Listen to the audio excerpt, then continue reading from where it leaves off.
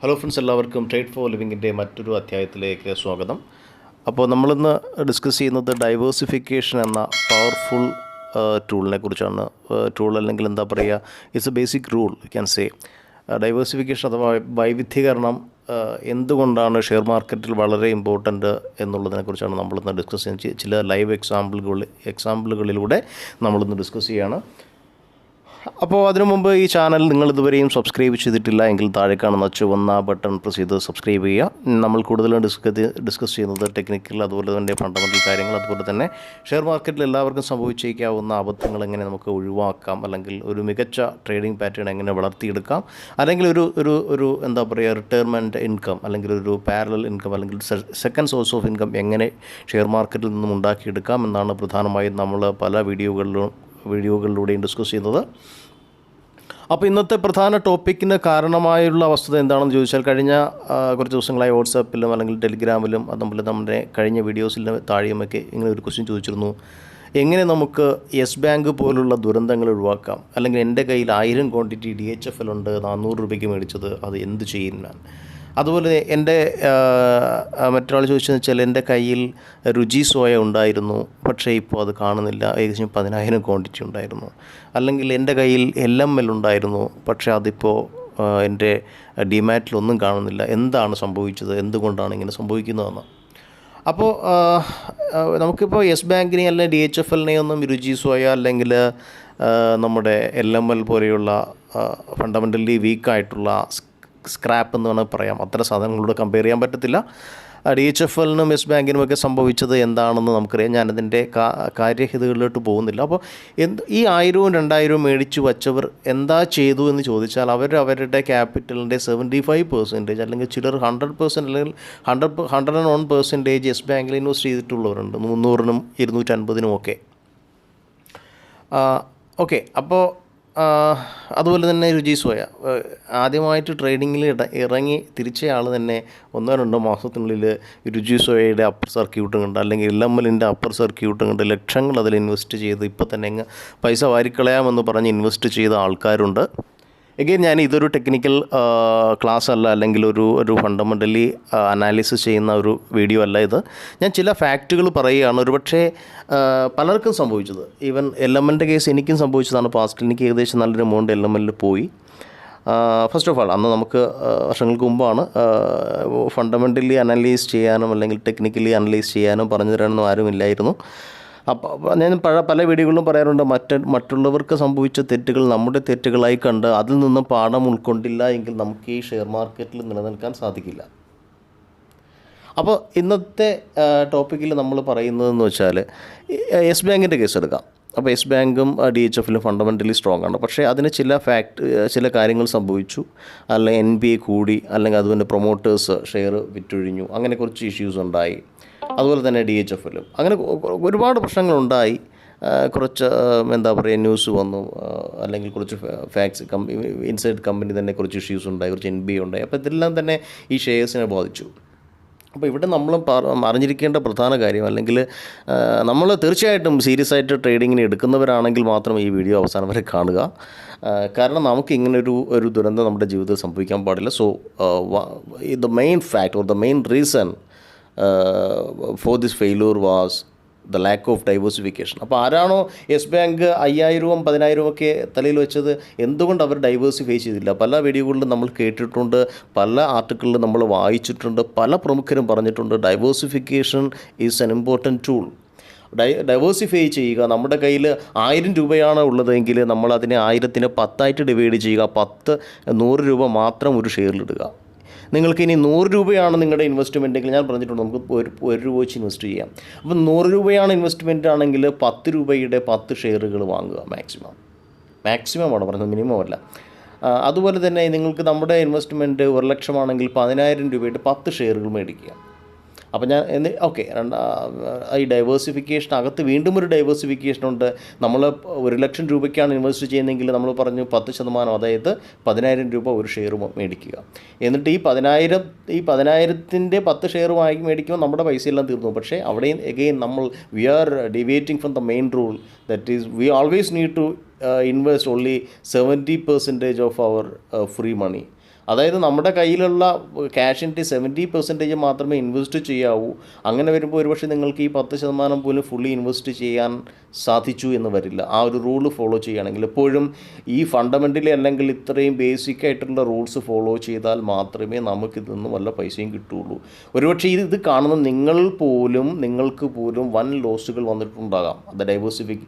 Because of lack of diversification and because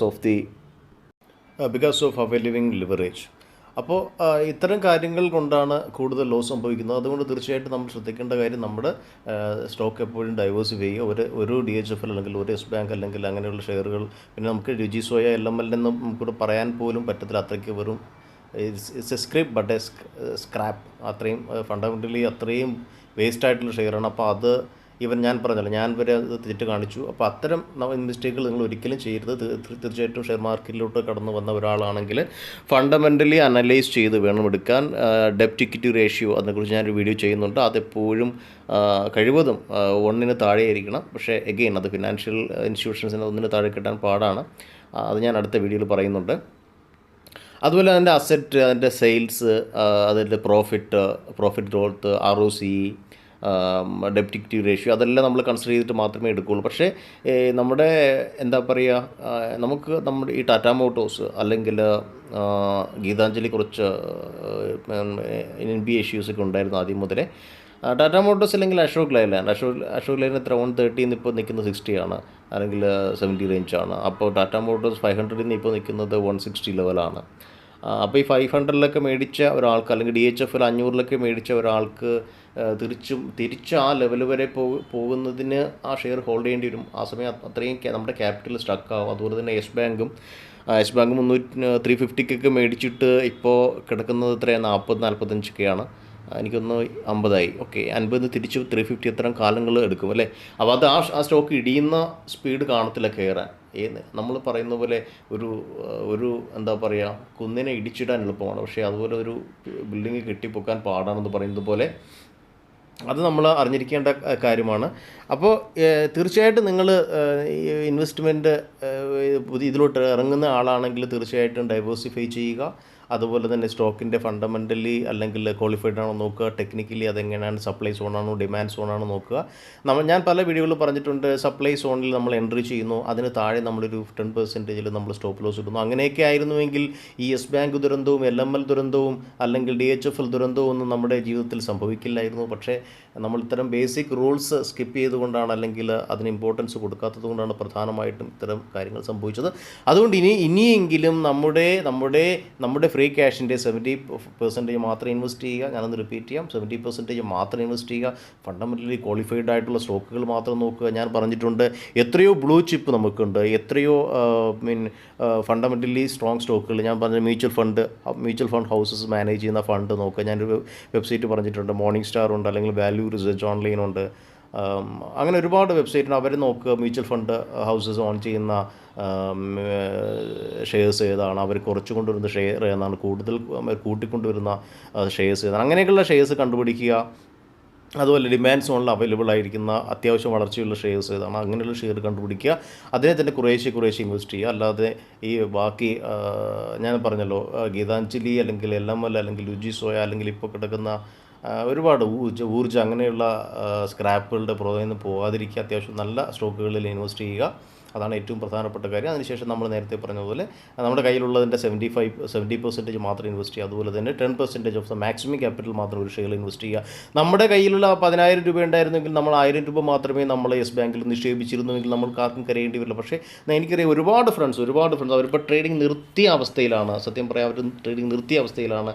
എന്നോട് കഴിഞ്ഞ ആഴ്ച ഒരാൾ പറഞ്ഞു, യെസ് ബാങ്കിലെ ക്യാഷൊക്കെ സ്റ്റക്കായി, ഞാനിനി നിർത്തുന്നു, എൻ്റെ ക്യാഷ് സ്റ്റക്കായി, ചെയ്താൽ എനിക്ക് ആ പൈസ എടുത്തിട്ട് ഞാൻ വെറുതെ ഇൻട്രാഡേ എന്തെങ്കിലും ചെയ്യാം, അല്ലെങ്കിൽ ഞാൻ ട്രേഡിംഗ് നിർത്താൻ പോകുന്നു എന്ന് ഒരുപാട് കഴിഞ്ഞ ആഴ്ച വരെ എൻ്റെ സുഹൃത്ത് പറഞ്ഞു. ഇങ്ങനെ ഒരുപാട് പേർക്ക് ഈ ദുരന്തം സംഭവിച്ചിട്ടുണ്ട്. അപ്പോൾ ഈ ഒരു ഫോർമുല അല്ലെങ്കിൽ ഈ ഒരു ബേസിക് റൂള് ഫോളോ ചെയ്തിരുന്നുവെങ്കിൽ അവർക്ക് അങ്ങനെ സംഭവിക്കില്ലായിരുന്നു. അതുകൊണ്ട് നിങ്ങളെങ്കിലും ഇനിയെങ്കിലും ഇങ്ങനെ ചെയ്യുക. ഞാൻ നേരത്തെ പറഞ്ഞതുപോലെ ഇത്തരം കാര്യങ്ങൾ, സപ്ലൈ ഡിമാൻഡ് സോൺ നോക്കുക, അല്ലെങ്കിൽ അക്യുമുലേഷൻ ഡിസ്ട്രിബ്യൂഷൻ പാറ്റേൺ നോക്കുക, അല്ലെങ്കിൽ ടെക്നിക്കൽ ബൈ നോക്കുക. അതിൻ്റെ ഇൻസൈഡ് എങ്ങനെയാണ് പ്രൊമോട്ടേഴ്സ് അതിനെ പ്രോത്സാഹിപ്പിക്കുന്നത്, അല്ലെങ്കിൽ പ്രൊമോട്ടേഴ്സ് എങ്ങനെയാണ് അതിൽ ആ ഷെയർസിൽ ഇൻവെസ്റ്റ് ചെയ്യുന്നത് വിൽക്കുന്നത് അല്ലെങ്കിൽ ഇൻവെസ്റ്റിഗേഷൻ നടക്കുന്നത്. അതുപോലെ തന്നെ ഫണ്ട് ഹൗസ് ഇതൊക്കെ വാങ്ങുകയാണോ അത് വിൽക്കുകയാണോ അല്ലെങ്കിൽ സെയിൽസ് കൂടുക, അങ്ങനെയുള്ള കുറേ കാര്യങ്ങൾ നമ്മൾ അനലൈസ് ചെയ്യുക. എന്നിട്ട് മാത്രം ഇൻവെസ്റ്റ് ചെയ്യുക, 10% മാത്രം എടുക്കുക. അതുപോലെ തന്നെ ഓരോ കറക്ഷനിലും നല്ല ഷെയർസ് ആണെങ്കിൽ ജസ്റ്റ് ആഡ് ചെയ്യുക. അപ്പോൾ നമ്മൾ 10% ആകുമ്പോൾ നമുക്കൊരു പ്രശ്നം കാണത്തില്ല. കാരണം നമ്മൾ അത്രയും ആ ഒരു ചെറിയൊരു പെർസെൻറ്റേജ് മാത്രമാണ് നമ്മളതിൽ ഇൻവെസ്റ്റ് ചെയ്തെങ്കിൽ പിന്നെ നമുക്ക് ദുഃഖിക്കേണ്ടി വരത്തില്ല. അപ്പോൾ ഈ വീഡിയോ ഞാൻ കേൾക്കുന്നവർക്ക് വളരെ പുച്ഛമായിട്ട് തോന്നിയേക്കാം. പക്ഷേ നിങ്ങളത് ഫോളോ ചെയ്താൽ, ഞാനുമൊക്കെ ഇത് ഫോളോ ചെയ്യുകയാണെങ്കിൽ തീർച്ചയായിട്ടും ഒരു എസ് ബാങ്ക് അല്ലെങ്കിൽ ഒരു DHFL അല്ലെങ്കിൽ ഒരു ടാറ്റ മോട്ടോഴ്സ് നമ്മുടെ ജീവിതത്തിൽ സംഭവിക്കുന്നത് ഒഴിവാക്കാം. അപ്പോൾ എസ് ബാങ്കിൻ്റെയും ടാറ്റ മോട്ടോഴ്സിൻ്റെ കേസ് പറയുന്നത് തീർച്ചയായിട്ടും അത് ഉയർന്നു തരുമെന്ന് തന്നെയാണ് എൻ്റെ പ്രതീക്ഷ. പക്ഷേ 400-ലും 500-ലും ഒക്കെ വാങ്ങിയ ആളുടെ അവസ്ഥ വളരെ കഷ്ടമാണ്. കാരണം അത്രയും ക്യാഷ് ഹോൾഡാണ്. അത് ബാങ്കിലിട്ടിരുന്നുവെങ്കിൽ നമുക്ക് അതിനേക്കാളും പൈസ കിട്ടുമായിരുന്നു. അത് വെച്ചൊന്നും ചെയ്യാനും പറ്റത്തില്ല. പക്ഷേ അത്തരം ഷെയർസ് കൊണ്ട് ഞാൻ പറഞ്ഞിട്ടുണ്ട് മറ്റൊരു വീഡിയോയിൽ, നിങ്ങൾക്ക് സ്വിങ് ചെയ്യാം. നിങ്ങളുടെ കയ്യിൽ 100 ഷെയർ ഉണ്ടെങ്കിൽ ആ 30 ഷെയർസിനെ ഡെയിലി ഓപ്പണിംഗ് പ്രൈസ് പ്ലസ് ഒരു 3-4 രൂപ കൂട്ടി വയ്ക്കുക. അതിൻ്റെ റേഞ്ച് അനുസരിച്ച് നിങ്ങൾക്ക് സ്വിങ് ചെയ്യാം. അപ്പോൾ ഞാൻ ദീർഘിപ്പിക്കുന്നില്ല. അങ്ങനെ ഡൈവേഴ്സിഫിക്കേഷൻ നമ്മുടെ ക്യാപിറ്റൽ സേഫ് ആക്കുന്നു, അതുപോലെ തന്നെ നഷ്ടസാധ്യത കുറയ്ക്കുന്നു. അതുപോലെ തന്നെ നമുക്ക് ഡൈവേഴ്സിഫൈ ചെയ്താൽ നമ്മൾ 10 സ്റ്റോക്ക് എടുക്കുകയാണെങ്കിൽ 10 ഒരുമിച്ച് ഇടിയാനുള്ള ചാൻസ് കുറവാണ്. ഇൻ കേസ് കുറച്ച് ഇടിഞ്ഞാൽ പോലും നമുക്കതൊക്കെ അവറേജ് ചെയ്യാൻ സാധിക്കും. അങ്ങനെ ഒരുപാട് കാര്യങ്ങളുണ്ട്. അതുപോലെ ഒരുമിച്ച് ക്യാഷ് സ്റ്റക്ക് ആവത്തില്ല. അപ്പോൾ നമ്മൾ വാരൻ ബഫറ്റിൻ്റെ പറഞ്ഞിട്ടുണ്ട്, never put all eggs on same basket. അത് തന്നെയാണ് ഡൈവേഴ്സിഫിക്കേഷൻ കൊണ്ട് ഉദ്ദേശിക്കുന്നത്.